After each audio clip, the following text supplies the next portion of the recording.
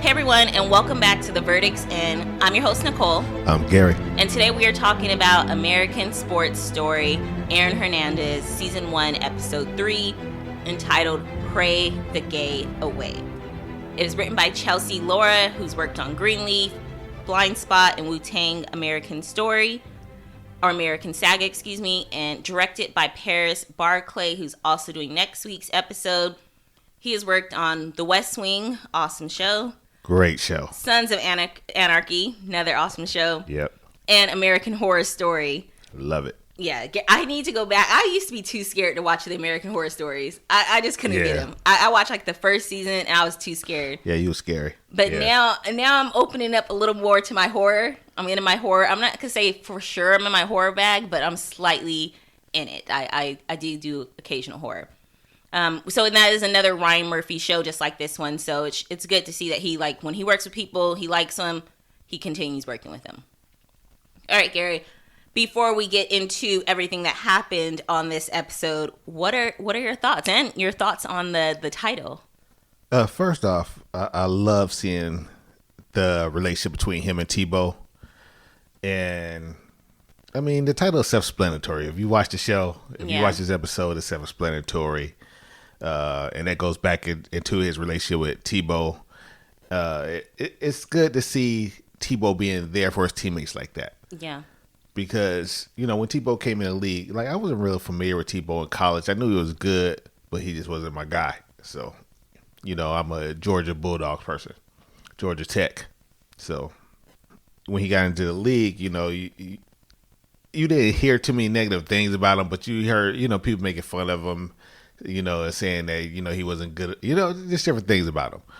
But, I mean, just the teammate he is alone, just the positive player he is, the positive teammate he is, someone that helped make the other players better. That's good enough for me. That's good, because knowing Florida Gators history and knowing the NFL history, all history for all the teams, you need a Tim Tebow. You need somebody to kind of balance it out. Yeah, I agree. I enjoyed the episode. I liked seeing Tim Tebow a little bit more. I had never heard of him until he came to the NFL. And I just heard, he was a good player. But then somehow, some way, it was like it started off. It seemed like people loved that he prayed.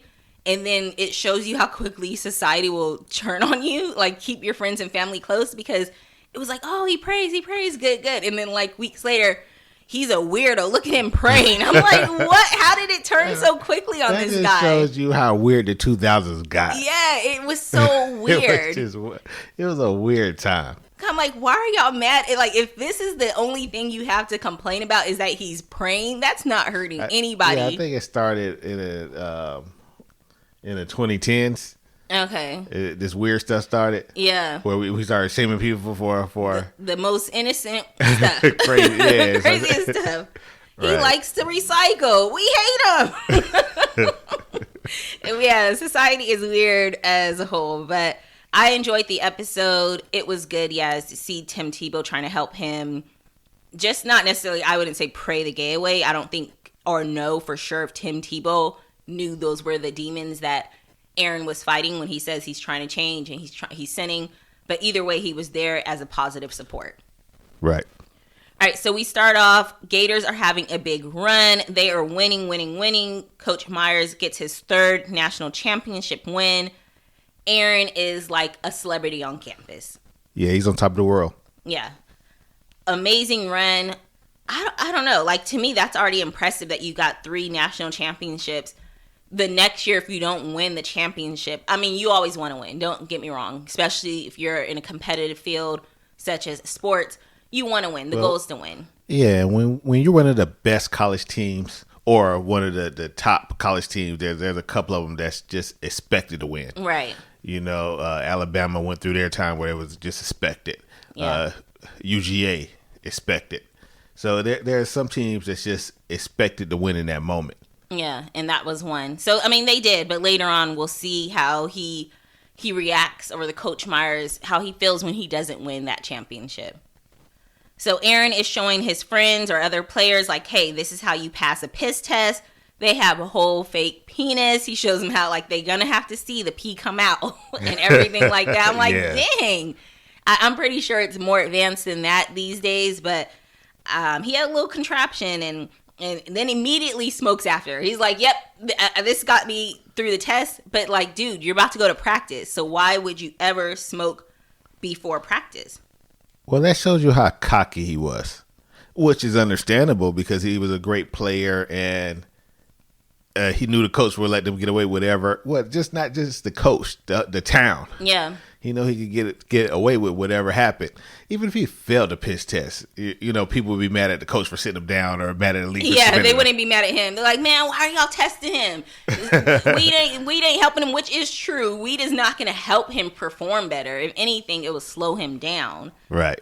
But the coach, they could tell he's high, and they're like, okay, he must have figured out a way to pass the test now. Yeah. And all I'm thinking is, dude, you probably wouldn't have got caught if you were just a little bit more smart about it. Like, don't do it before practice. Don't do it before game. Just come on, be smart about it. Yeah, if he wasn't so cocky. There's one thing running the wrong play, but he ran the wrong play and got a touchdown, so he was just extra cocky after that. But then going up to the coach saying, hey, coach, hey, so what? We got 7 points. Rubbing his head, too. He kind of like gave him a little noogie. Oh, that probably boiled his blood. Oh, he probably wanted to whoop his ass right then and there. Yeah. So next scene, we get a gay library meeting. Well, hold up. We get the coach. After that, we get the coach saying, I'll teach him. Oh, yeah, he does. He says, I'll teach him. Yeah, I'll teach him. Yeah. So what do you think the coach meant when he said it? I assumed he was going to do exactly what he does in a few scenes later. Oh, okay. Yeah. I just assumed that. I didn't think he was going to kick him off the team right then and there because he would have just did it right then and there. I think he would have been like, Hernandez, come here. You off the team. Like, I feel like he would have done something like that. So I knew it wasn't going to be that level, but I did figure, okay, he's probably going to bench him for a little bit. Yeah. What'd you think? The same. Okay. So we get this gay library meeting. He gets a blowjob in the bathroom. Let's talk about this. Like, whether it was gay, whether it was straight sex, like, that's such a dangerous thing to do for STD reasons. And then just, you can get caught. And then even if he was in there with a girl, your profile is so big. To be doing this in your library's bathroom? Yeah, it was a dangerous move. And then on top of that, doing it when he's gay, when he doesn't want to be known as gay, is to me even more dangerous. Like, why would you ever risk it? Yeah, it seems like, he's so popular that he should know that everyone knows his Everyone face. knows him. He needs to go to a different town if he was going to do that, in my opinion. Not saying he has to, but if you're like, I'm trying to keep this secret, I don't want no one to know, okay, then you need to go to a different town. Or find your one person that you can hook up with and keep that a secret. Right. Yeah. The more people you keep hooking up with, someone's going to talk. And I wonder that sometimes because you see this all the time when you see the little hookups and you see them from person to person to person. Like, why don't you just find that one person that can hold your secret, you hold their secret, and it's like why don't people think of that? Yeah, that's what I thought. It must be the excitement. Yeah, the excitement of getting caught. Right. You don't want to get caught, but you're excited to like, ooh, what if I almost get caught? That's the thrill. All right, so we get Coach Myers. He's at the doctor's. He's been talking about his heart has been racing, and the doctor's like, yeah, that's due to anxiety. And he does say, he's like, yeah, these kids are gonna kill me. Like they keep messing up. I keep helping them. He said he caught a freshman leaving with the Wizinator to pass the drug test, so it has a name. Right. Well, that's how they found out about it. Yeah. He said the freshman got caught. Yeah, freshman was running out the building and had piss all over him. Okay. And then they realized it was the Wizinator. No, I guess freshman told him what it was. Like, I didn't pee on myself. I had this right here, but he called it the Wizinator. Should have never gave it to a rookie. Right. You gotta start giving to people that you trust. Like, he was passing it around to everybody. Like, no, you should have like a circle of people you trust. Yeah, he was giving a tutorial on it. Yeah. I was like, hold on, we gotta play a little while together so I can see how you act in these situations. Right. Then I'll give it to you. But hey. So Aaron and his girlfriend, they're discussing anonymous gay hookups. It's in the school newspaper. And they're like, she's like, yeah, there's a story, a married professor, this person, even a football player. Aaron sits up so fast. What you mean? Who is it? that's so gross, side eye. That's so gross. Who they say it was? And she's like, yo, no name yet. But guess what? If someone's already talking and they already said a football player, and if that story gets big enough, next time they're going to be like, yo, I might just name the football player. Like, how people, they want these likes and attention. That's how it is, like, right now. But you yeah. see, then it was still in the newspaper. Right. Colleges don't have newspapers no more. They have the magazines now. Magazines, and it's usually digital. Or they have printed copies, but yeah. And I don't know if that would be as big of a story today as it was back then, but I still think there is some, I'm not sure the word, there's some stigma still around gay athletes, especially in such a sport as football. Right. No, I think it would have been a huge story back then. Oh, huge. But I think the only difference is social media wasn't as messy as it is now. Oh, yeah. Because the person would have definitely told their story. They would have been online. Yeah, they would have gone all podcasts and knew whoever wanted to interview them. They would interview. They would have got a couple of likes. Yep. And then it would have been on from there. Yep. It would have been likes. It would spin off to something else eventually, and yeah. Next thing you know, what they're doing their little, like if we had TikToks or Instagram. Oh no, we had Twitter. Yeah. Twitter. So, but next thing you know, they're doing their little items in the video. Like, yeah, I'm selling that shirt. Yeah. Yep. With a football player. That's actually a good idea to have a shirt. I hooked up with the football player. Girls would buy it. Guys would buy it. All right, football team is discussing who's gay, so it is made its rounds, from the newspaper to now the football team discussing it. And one of them says, "What if it's Aaron?" He gets all pissed off, but luckily the subject sort of changes to somebody else. And one guy gets up and he says, "If there's any F words here, any gay people here, essentially, you should leave." Well, that's the same guy who said, "What if it's Aaron?" Oh, he's the one that ended up saying. And then but Aaron got mad, Aaron got mad because it was Aaron. Yes. But if it was Aaron, it would be a joke like it was to everyone else. Right. And I guess when the guy said it, he said it as a joke. And then he said, yeah, look at his face. Then he stood up and said, hey, who's ever gay here, lead the team now. Yeah. Yeah. Which I feel if someone did that today, hopefully the coach would kick them off the team. Because that's hate. That's like a hate crime. Kind of. A coach is not kicking a good player off a team. That's like, I don't know what the word is, but that's something. That's intimidation. That's a hate crime by saying, first of all, using that language, and then pretty much trying to say, get off the team, you're not welcome here. That's a hate talk. That's hate speech. I mean, it is, but unfortunately, the coach probably go along with the team. The team will probably go along with the player who said it. Yeah, because no one's going to say, no one wants to stick up, because then they're going to be like, you're gay. You're the one that's gay. If you say, hey, this is wrong, they'll be like, that's you. You're the one that's gay. I don't know. It would just, it's a very negative atmosphere, I feel, for someone who is gay, which Aaron he didn't feel he could be himself or ever announce that he was. Right.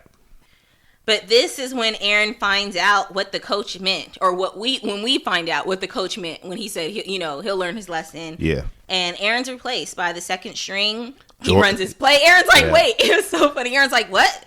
Reed? Wait, that's my play. What is going on? Yeah, he put the backup in. He put Jordan Reed in. And he makes the play, but then Aaron bulldozes. Yeah, Jordan Reed was a excellent player also. Did he end up going to NFL? Yeah, he played for the Commanders, which was the Redskins at the time.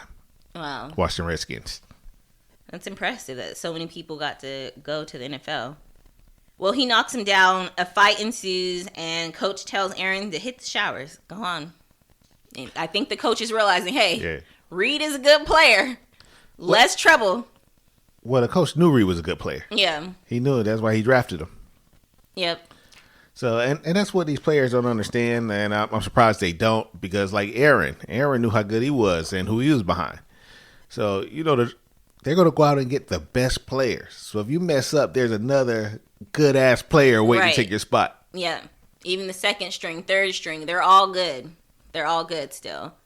And it kind of reminds me, I read a story, completely different industry, but it reminds me of what this model's mom said. It was one of the Hadid sisters, the Bella or the other one. I don't know their name. But it was an interview I was reading, and she said her mom told her, yo, when you go to these casting calls, these model calls, there's going to be a million other girls that are just as pretty or prettier than you. So you can't just rely on your looks. You need to make sure you're nice, respectful, on time, and all these other things that matter. Have talent. And it reminded me of this. Like, Aaron, having the talent is only half of it. That's it. If you're going to be embarrassing us off the field, acting a fool, coming to practice high, while this other person doesn't, I'm going to deal with the person that's least hard to deal with, who's most easy to deal with, versus, okay, you might have slightly a little bit more talent than him, but horrible off the field. But see, what you said, that was common sense. Mm-hmm. That's what you would think you would do in that situation, or any normal person would do in that situation. But being in the coach situation, or not just his situation, but any coach, anybody that's trying to win, sometimes, your judgment get a little foggy when you have to, or you feel you have to win. Mm-hmm. And I think he just got it was 2 years prior he signed that big contract. But I think he did a re-sign that year. I'm not sure. I have to look it up. But I know at this point he was already making I think $3.5 million a year. Okay, that's pretty nice. Pretty sweet indeed. Yeah. Which I know it comes with a lot of pressure. It's not just, I'm making 3.5 and I get to coach football. I get to do what I love. No, you have to win. You have to win. Yeah. And that's what I said. For the everyday person, you would think that this is what you would do in this situation. I put him out, bring in somebody else. He's good and he's, not the trouble. But no, Aaron was great. Yeah. And I have to win. So sometimes, like I said, your judgment get a little cloudy. Well, I guess I'll kind of go back to Coach Taylor from Friday Night Lights, and he expected greatness. He wanted to win, but at the same time, he expected his players to act a certain way off the field. You're not going to be getting drunk and doing all this, which they did a lot of that, but he sort of made sure he had good players. He did coach them and mentor them, and I think that's a little bit of the role of a coach. Anyone that's in a position where people are reporting to you, whether you're a manager or supervisor, there is some level of professional development that you give to these players, not just on one part of it. You need to be able to help them as a whole individual. You can't just look at them as one piece of the puzzle. They're a whole human being. So you have to mentor and coach that whole person. Yeah, like I said, it sounds good. Yeah. It sounds good, but I know it's man, we got this good player. Yeah, he a fool, but he's too good to let go. I get it. Easier said than done. Yeah, you already know that because we already know the history of Florida Gators. Mm-hmm. Yeah, you looked it up today. We were trying to find out who that later on when he gets that letter, someone got in trouble on break. Yeah, we were trying to find out who got in trouble, and I see they said I think it was 24% of their roster. Yeah, has been in trouble or has been arrested. Right. And this was all from I think it was less than a 5-year difference. Mm-hmm. So yeah, it's crazy. Yeah. And what he should have did is say, hey, my players are good on the field, but they're just as good off the field. He should tell them that when you come here, I expect greatness outside the field as well on the field. You can't wait until all the trouble happens to try to have that talk. Well, Tim, he goes to talk to Aaron, and he says, the coach is testing you. And he invites him out. He goes, just trust me. And it turns out where he invited him out to, it's church. Yeah. Because, you just can't come to somebody and say, yo, hey, you want to go to church with me tonight? Because you know that I'm not going to say that. But me personally, I'm nah, I'm not going. Yeah, I probably would turn it down. I mean, I don't like when people invite you somewhere. It almost felt, and I mean, I guess technically Aaron, when he gets there, he could see it's a church before he goes inside. Yeah. But it reminded me when Tim invited him, it was come on, just trust me. Back in the day when your friends would have those Avon parties or they're selling the MLM type selling this. Right. I remember a very nice friend, inviting me out, girls' night with drinks. And I'm okay, cool. Then we get there and she's selling lingerie. And I felt scammed. You didn't tell me. And then it was they were incorporating you. So yeah, if you guys sell this. No, this is not what I was told when I was invited. They made it sound like it was just a girls' night only. And really, it's some MLM scheme. Yep. And it's not on that same level. It is. It's on that same level. No, because at least Aaron can see from the outside of the building before getting in, okay, this is a church when he gets the address. I say same level. It's on the same level emotionally. Emotionally, yeah. Yeah. But it's not the same level, It's not actually the same level. But emotionally, you're disappointed with, and I'm like, I would leave that alone. Yeah.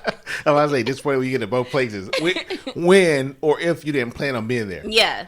Like you guys might get in the right mindset. Like if you plan on going to church, then you plan on going to church. Yeah.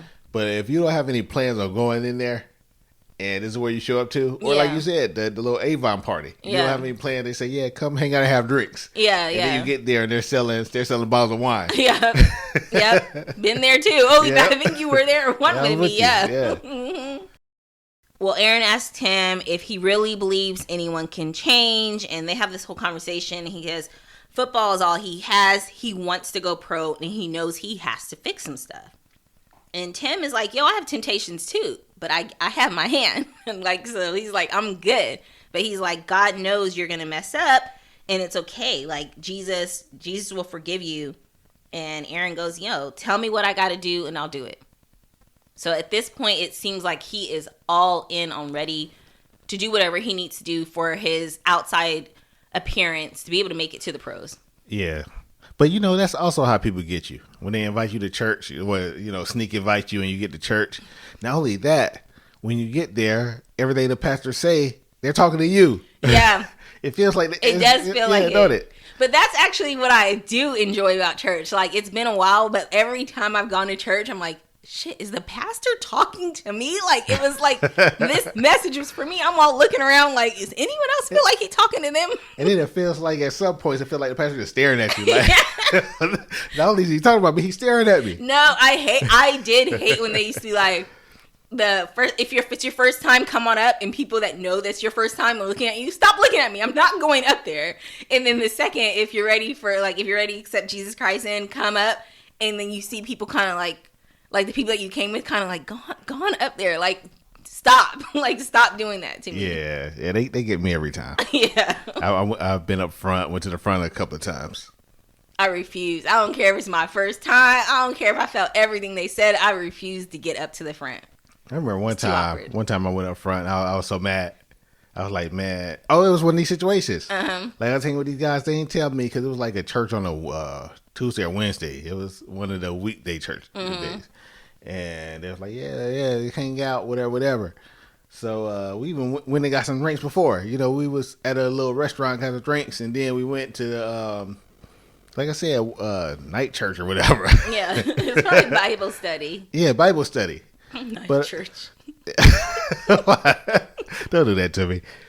But when I got there, like, I was kind of mad the whole time. The pastor said, come up front.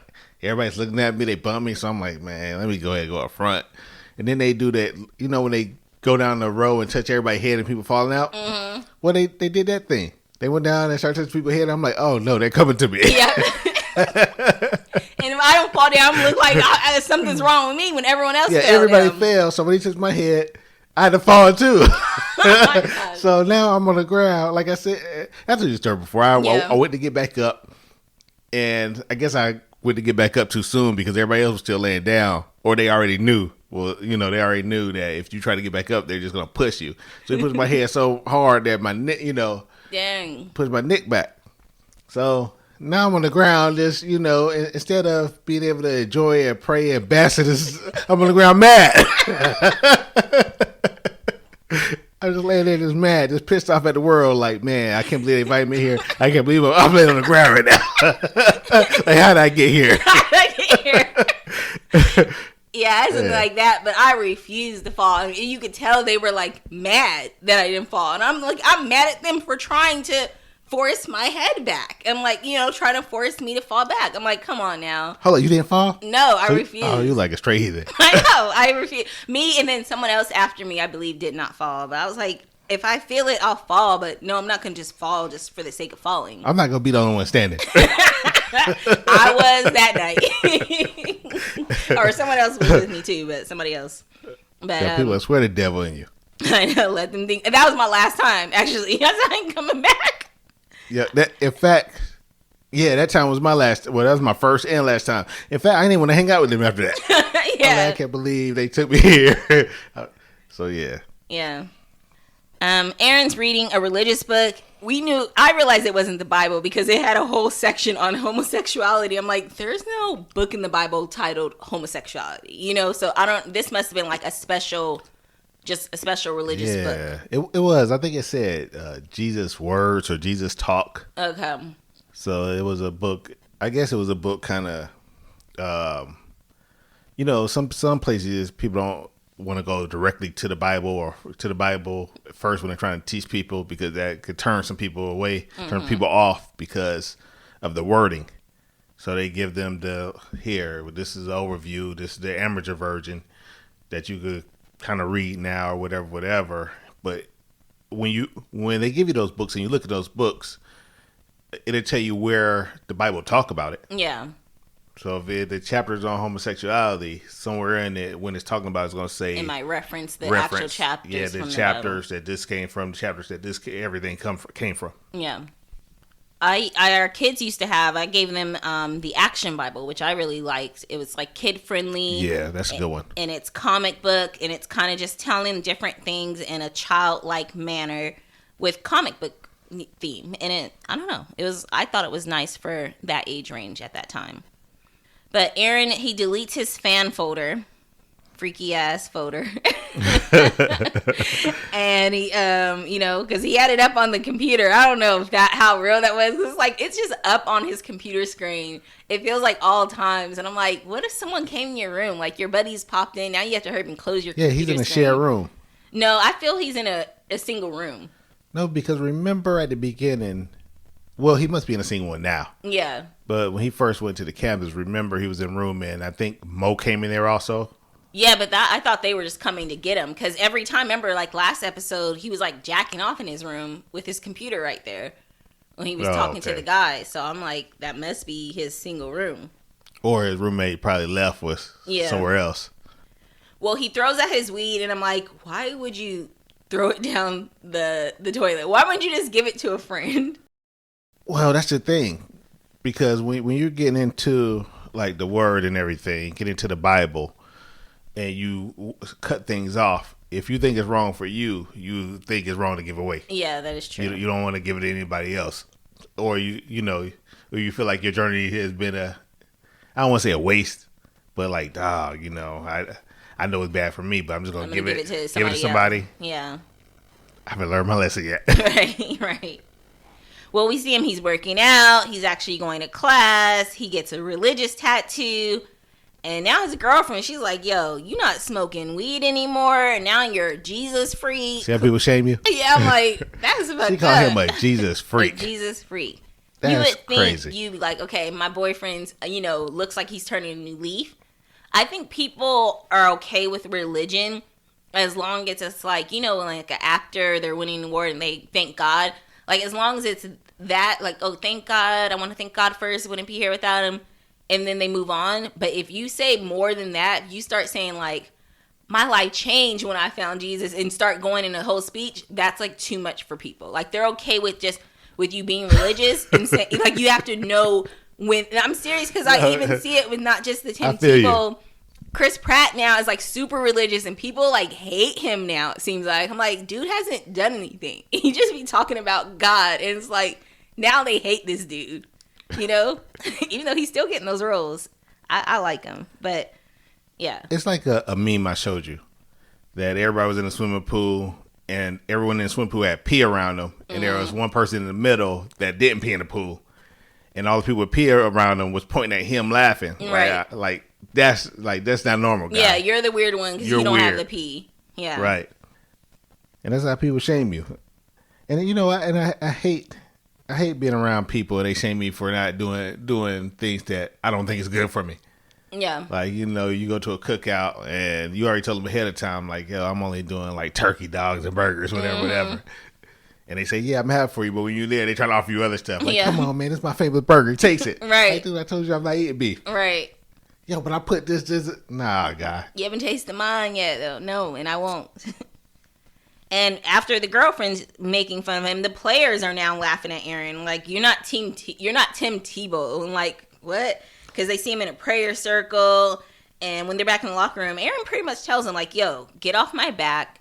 I don't tell you guys how to act, so don't try to tell me how to act. Yeah, it's almost like people are mad at you for living right or trying to get your life together. Because it makes them now look at their own life. Like, if you're smoking, partying, having a good time with a group of people, and then you're slowly say, you know, I'm easing out of that. Like, I haven't been getting my work done, I'm going to stop smoking. I'm going to stop partying, drinking. They're going to start thinking, well, if he's doing it and I'm still doing these things, what's wrong with me that I can't change and I can't stop doing this bad behavior? Right. I get it.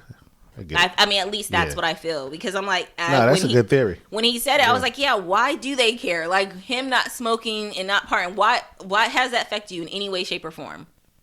It doesn't. It doesn't. Well, the team is undefeated. They're going off for a few days for Thanksgiving break. The coach does give him warning. He goes, please, no letdowns. Like, don't get in trouble. Y'all have a nice one Thanksgiving break and come back so we can beat Alabama. And that's crazy when you got to give them that warning. Yep. And he even goes and talks to Aaron and tells him, like, yo, I like this new behavior. I know you're proud of yourself, and I'm proud of you, too. Like, yeah. I think that was a kind of hint, do not get in trouble during this break. Do not mess up. So Aaron's brother picks him up. DJ picks him up. They visit their dad's grave. It was both their first time visiting dad's grave since his death. And he tells his father, he's like, I'm trying to be the man you want me to be. And I think that's where the problem, at least underlined it, because I feel like Aaron is trying to be better, not because he wants to truly be better. It's because he wants to go to pro. He wants to make it to the NFL. He wants to not disappoint his dad. He doesn't want to disappoint coach. But none of this is really what Aaron feels. Aaron still wants to do all these things, but he's trying to change not for himself, but for others. And if you're only trying to change for others, it won't succeed. You'll eventually go to what you want. I get what you're saying, but not necessarily. Not necessarily.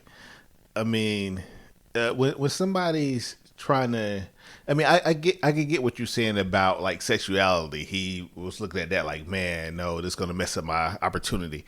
But in other things, when somebody try to put, breathe positivity into you, sometimes it's all the time, it could be a good thing for you. It can help you advance. It can help you start looking at yourself and the things you're doing wrong and say, okay, you're right. I need to do this better. I need to do this better. But it's hard work doing the right thing. Mm-hmm. A lot of times. Even if you're doing it for yourself. Yeah, even when you do it for yourself, it's hard work. Like if you're a drinker, it's hard to stop drinking. If you're a smoker, it's hard to stop smoking. If you like your sweets like me, right. Hard to give those sweets up. It's hard to stay in the gym. Mm-hmm. And even for gym hits, like I knew when I was in the gym, at any moment, if I took more than like 2-3 days off, or I took a week off, man, hard to get back. It could be a wrap. Yep. So sometimes you need those people there, kind of hold your feet down. Hold your feet down to the ground, and kind of, I don't want to say force you, but kind of force you to do the right thing. Yeah. And I'm not talking about the sexuality or anything, because I know that that could be real confusing for them, and there are certain things you shouldn't have to try to change your life on. But as far as like, joining the gang and all this other stuff. Yeah. Stuff like that. Yep. Well, his brother says, hey, Jeff is at the house. Aaron's like, yeah, no, I figured he'd be there. He's like, nah, I mean, he lives there now. Crazy. And Jeff is there. Aaron is pissed. Jeff welcomes him home. He was like, yo, welcome home. He come outside. Jeff ain't embarrassed or nothing. Like, no shame. No shame. And once again, I'm going to have to dog Aaron's mom out, because why would you let him come home and not say, hey, I've moved my affair partner into that, whatever, even if you don't say affair partner, hey, me and Jeff, our relationship has took it to the next level. He has now moved in, I want to tell you ahead of time. Yeah, that's her cousin's ex-husband. Aaron has probably known Jeff for so long. Or husband. Yeah, they might still be married. Yep. That's foul. That is pretty foul. And not only that, when he saw the truck in the driveway. Yes. So so the mom says the dealership gave him the truck, But Aaron was like, yo, you can't be spending money before I even get it. And not only that, I think this is, I mean, don't get me wrong, her cousin's husband being there, that's very respectful. Mm-hmm. But her mom accepting gifts, you could mess up my chances because, the NFL or anybody, the NCAA, they can say that this was a gift to me and you're holding it for me. Right. You can't accept this stuff. You can't take gifts. And the mother said that, they gave me this. Then she said, yeah, well, later on she had a good deal. But I heard the mother had a lot to do with the book as far as, some information the mother gave, interviews, whatever. That's a part of the book. I do believe that this was a gift. And I believe the mother may have said, hey, you can use my son likeness in your commercials. Yeah. You can do this, you can do that. Yeah. But for book purposes and movie purpose or show purpose, you're going to say, like later on she said, yeah, well, they give me this for now and you're going to have money. You can pay them later. No, it doesn't work like that. Right. It seems like he would definitely get in trouble for it. I hope not, because if she's making deals behind his back and he's not aware of it, I don't think he should be at fault for it. To me, they would have to prove that he was aware and that he's going to get benefit from that vehicle later on. But if there's something in writing that the mom and the dealership have, that I don't know. To me, though, it should not be his fault, or he should not get penalized. The thing is, once he went home and saw it and his mother said something about it, he knows about it. He knows that his mom took it as a gift. So if this is to come back up later, that it is a gift, and I'm not saying it did or anything, but I'm just saying how dangerous this is. Yeah. I mean, if I was him, I would be like, yeah, she got a new car. I didn't ask her about it. I just came home for the holidays. Well, Jeff says, hey, kid, come watch the TV show with me or come watch football. And Aaron gets so offended. He's like, I ain't no kid. And you should be helping because we're all helping and you just sitting there. And Jeff, I don't know if they're trying to make Jeff look bad in our eyes, because Jeff was like, yo, I told your mom to tell me when food, pretty much I told your mom to tell me when food is ready, and that's when I'll help. I'll start eating. Like, he kind of had that old school men don't have to help out on Thanksgiving type of mentality. His behavior seemed more like he was jealous of Aaron than anything. Because if anything, you already know who Aaron is, what he's going to be, and how he's going to be able to help out his household. Yeah.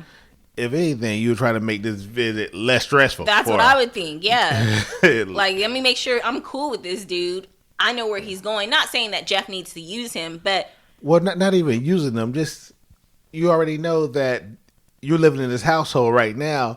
What he's doing is going to benefit this household. Yeah. So it's almost like he's having a man off with him. Like, I'm older. I moved in here. I'm the man in this house now. Yeah. Because he's going to help his mom, which essentially means he's going to help you. Yep.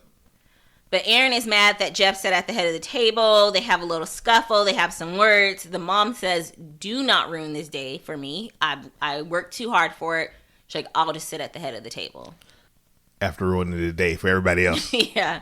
That could have been prevented if you had a conversation with your son. And I think she even said, like, she didn't say anything. Or no, Aaron said, why didn't you tell me earlier to the brother? And he says, because I didn't think you would come down here.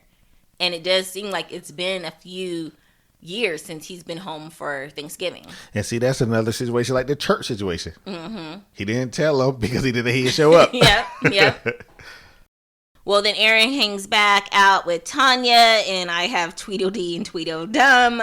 They smoke with Aaron. He's like, just, God will forgive me for one night. And it's like, once again, there's such a bad influence to me for Aaron. Knowing that he's about his future and what he's capable of, you would think they would try to be a positive role model for him. Like, yo, you about to go to the NFL. Like, we'll stop all this. You need to stop all this. And real friends and family would have done that. Yeah. But he sees his friends are hanging out at the football field. I think he got a message on his phone. So he goes there. He meets up his old friends. His special friend even comes. He ends up drinking a beer. You could tell his friend looking at him like, what you doing? What you doing? And, hey, why you have that special friend? Well, I don't know his name. It's his special friend. His friend. And then his friend, and this friend is a good friend because when they're like, yo, let's play. He goes, yo, Aaron has a game coming up. He can't afford to get hurt playing with y'all. At the Alabama game coming up. And that's when Aaron's like, I'll just ref. And They end up going to the car. Aaron makes a move, but his friend stops it and goes, yo, I'm actually getting married to a nice lady that works with me. She's working her way through school, and she's a nice girl. Well, yeah, she's also in the military, right? Yeah. Okay. In the reserves, I believe. And he says he has it under control. And Aaron tells him congrats, but it wasn't a really strong congrats. And the guy leaves the car. So I guess he's saying he has this sexuality, this want or need, desire. He's put it under control, and he's going to marry a girl. Yeah, Aaron was wrong for that. He was wrong for telling his friend, like, oh, I guess you got to play the part now. Mm-hmm. You know, trying to put it on his friend like he's not sitting there playing the part. Right. Has a girlfriend at home right now. Has a girlfriend there on campus. Have his high school sweetheart back at home. Yeah. Or, I don't know. Because I've been doing a lot of reading on this since we've been watching. And I think, if I'm not mistaken, his high school sweetheart, who became his wife, I think she moved to Florida with him. I haven't seen that, but I know the girl that he's dating now at the college is not the high school sweetheart, but he does end up being with the high school sweetheart. I don't know if they did get married or they were just engaged. It sounds like maybe they were just engaged and didn't get a chance to get married. I'm not sure. But she does have his last name, and it is the high school girl. Yeah, I think they got married. Okay. I'm not sure, though. Well, we see Aaron at an empty church. Tim comes in, and he tells them, he's like, I messed up at home. And Tim is like such a good friend. He's like, it's okay, you know? And Aaron's like, well, do you think God made me this way? A sinner. And I'm like, any moment he's going to confess to Tim. It seemed like Tim wanted him to confess to him. Yeah. Tim said, God made you what way? Right. He's like a sinner. And I do feel if he did confess to Tim, based on the character of what they're showing us Tim being like, I think he would have kept that a secret. I think he wouldn't have, like, even now afterwards, I think if Tim did know, that's just something he feels it would still be a betrayal by still telling his secret or confirming it. But we'll see. I don't know if I haven't looked up any articles or anything that said, yeah, Tim can confess that he confessed his story or his situation. Yeah, I haven't seen anything like that. Like he confided in him. But Aaron says, or Tim says, you know, God knows you'll mess up. It's okay. And Tim says, like, the spotlight in the NFL is even bigger than here. So if you need to, don't go pro next year. Come back here and take another year to develop and get yourself right. Yeah, he gave him a nice little speech on practice. Mm-hmm. He said, just like we have to practice in football, you have to keep practicing what the new person that you want to be. Yeah, practice your faith. And I really like that advice. I mean, they're making Tim into a really positive light here. Coach gets a letter, though. Someone got in trouble, and he's like, during the break, he's like, man, I knew I shouldn't have let them take that time off.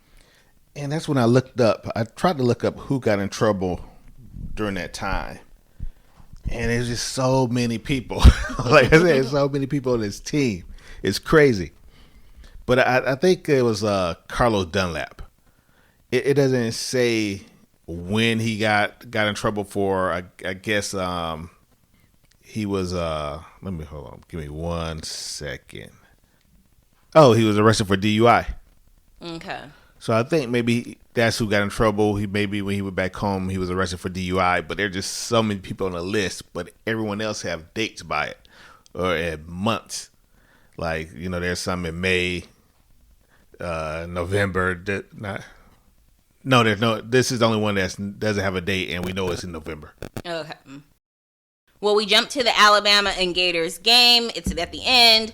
Ball was intercepted. They lose the game. Now, was it intercepted from? Was Aaron supposed to catch that ball and it was intercepted? No, it was a short pass. Okay, so it wasn't Aaron's fault necessarily. No. Okay. No. That was on the QB. Well, coach has a panic attack. They say the official word is dehydration. And I just thought about that when they're like, the official word is dehydration. We hear that all the time. Celebrities, they went to the hospital for dehydration. And I'm like, I've never heard of people in a hospital so much for dehydration, except for in the celebrity world. Yep. So it makes you wonder what all these other things really were when they go to the hospital. Yeah, dehydration is probably code for high. Yeah. Got a little too high on. Got a little too high. In this case, the coach had a panic attack. Maybe they've had panic attacks as well. So you never know what the official reason is or what the real reason is. Right.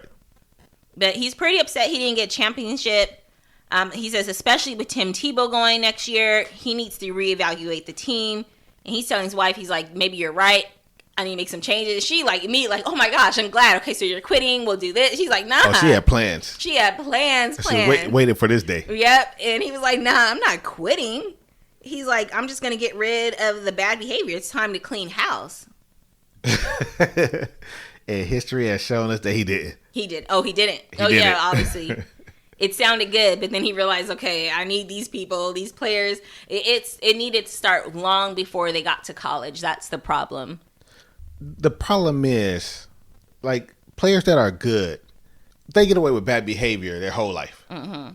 Like, from, like, Pop Warner, high school, college, and depending on where you at, it's a higher level in high school, depending on what state you're in, because, you know, some states, football is life. Yeah. What school team you're on. Right.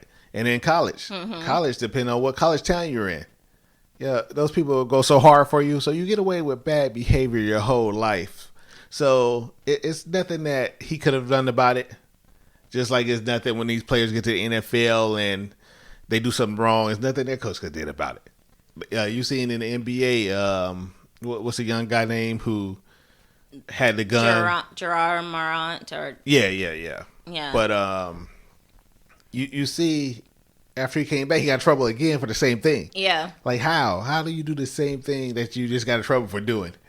The thing is, he's just been getting away with this stuff his whole life. Right.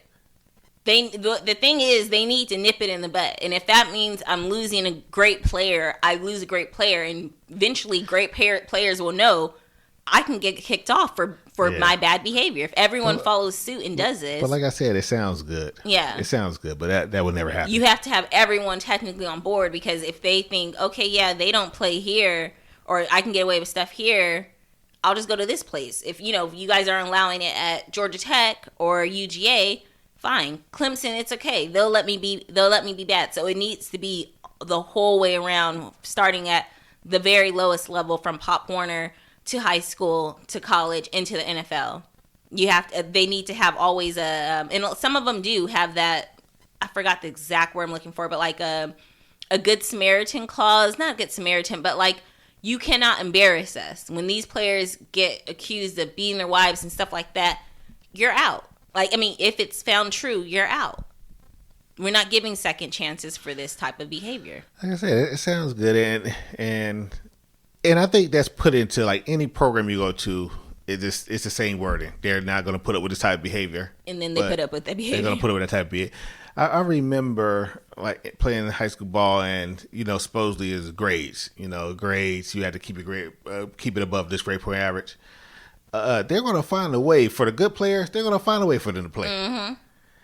Mm-hmm. Or if they do suspend them, they're going to say, yeah, we're going to have to suspend you for grade, but the suspension going to come later, like they did. Like they did the first season for Aaron. Right? Well, first episode. Yeah. But believe me, John Morant, when he did that, this is probably wasn't his first time, and probably won't be his last time. Yep. But hopefully it is. Hopefully he learned his lesson. Yeah, it's been quiet. I haven't heard about him in a while. Right. But there's been so many other big stories, so you never know. Well, Coach Myers meets with Aaron, and Aaron pretty much says, like, yo, I'm thinking of sticking around for my senior year. And the coach's like, yo, why would you want to? Like, you have the highest, you're about to win this Mackey Award. You have your highest profile right now. You're at your height for being able to go draft into the NFL. So how do you feel about the coach saying this to him? I think the coach didn't want to have to tell him, I'm not bringing you back. That's what you think? That's what I think. I think he was kind of like, yo, because Aaron was like, well, what about my off the field stuff? And coach like, yo, I'll tell him that you were a good kid. Like, he's saying all these things that, like, I don't want to have to tell him I'm getting rid of him, but I'm getting rid of him. Like, he wanted to make it seem like it was his idea, Aaron's idea. Why do you think he wanted to get rid of him? Because, like he told his wife, he's cleaning house, he's done. And as he sees it, Tim Tebow left, so he's going to have a a new quarterback. Like, this is his rebuild year. Might as well rebuild with all fresh new people without their bad habits already. Now, see what I said before, when things sound good, it sound good when you say it, but it's really not that, not as good as you intended for it to be. Yeah. He doesn't want Aaron to go to go to pro, because he don't want to have bad players. And like I said, we read and we've seen that this continuously happened way after Aaron was gone. It happened over and over again. Aaron getting drafted, Aaron going to the NFL looks good for Florida Gators. Yep. Tim Tebow going, Aaron going. Yep. Yeah, it looks so good for them. He'll be able to draft even better new people coming into college football. My recruit is going to be out there. Oh, you saw we just sent 3 more. We just sent 3 more to the NFL. You're absolutely right. This is a recruiting thing. It had nothing to do with it. And I knew you would think behavior, like, oh, he told his wife this. But like I said, it always sounds better than what it is. Yeah, you're absolutely right. I didn't even think of it. He fooled me. He fooled me. But eventually, he has to spell out for him. He's like, yo, I don't have a spot for you next year. Right. And sure enough, the very next scene is Aaron winning his Mackey Award. And he declares he's going to go for the NFL. And the sad part is when he meets Mackey, who was a player before, this guy is in a wheelchair now. His hand is shaky. Yeah, he's older, but Aaron, at least from the look that they showed Aaron giving this guy, it looked like, damn, this can be me. Like, football is very, very dangerous. Yeah, either this is the results of CTE or it could be Parkinson. Yeah, Parkinson's or whatever, just from getting hit. And even Tim Tebow said something earlier, and he was like, yeah, we're getting hit every week. And then Aaron's like, well, you're not one getting hit. Like, you barely get hit. Let's just be clear on that. But, yeah, that was pretty sad seeing that guy like that. I mean, he barely got to stand up, Yeah, so that was for the 2009 Mackey Award. So it's kind of still giving us the timeline of where we are. And we see that when the show started, I think it was 2013. We know what happened to Aaron Hernandez in 2017. So we're getting closer and closer. So I'm guessing now those next episodes will focus on his professional career. Yep. Because it was 2013. Then it went back to 2007. Yeah. Oh, okay. Yeah. And then we know is the end of 2009. It's the end of 2009 now. Maybe even 2010, because he's winning the 2009 award. So it might be from, 2010 now when he's winning the 2009 award. So, yeah. So I guess next week we'll see him in his professional career, and that's potentially where he starts getting in some real trouble. Yeah. More serious trouble. Yep. Which we still don't know what happened in 2007, 2008, at the bar where the 2 people got shot or killed. We still don't know the whole story behind that. Yeah. So is this something that's going to come back and haunt him later? Probably. Or is that part of it just gone? Maybe that's gone. I don't know. Yeah, I guess we shall see. Yeah, we'll see. All right, that is all we got. And as a reminder, I'm covering the show on MGM Plus. Great show. You can add it to your Amazon Prime. The first 2 seasons are free on Amazon Prime, but if you do want to watch the current season 3, you do have to add MGM Plus to your Amazon Prime. It's such an amazing show. If you're a fan of Lost or even American Horror Stories, just like that scary, but not completely scary, but somewhat scary show, I highly recommend it. And I'm covering that on my Small Screen Saga podcast. I did not put a link, but I will try to do it this time for this episode to put a link to that podcast. Until then, I'm Nicole. I'm Gary. Bye.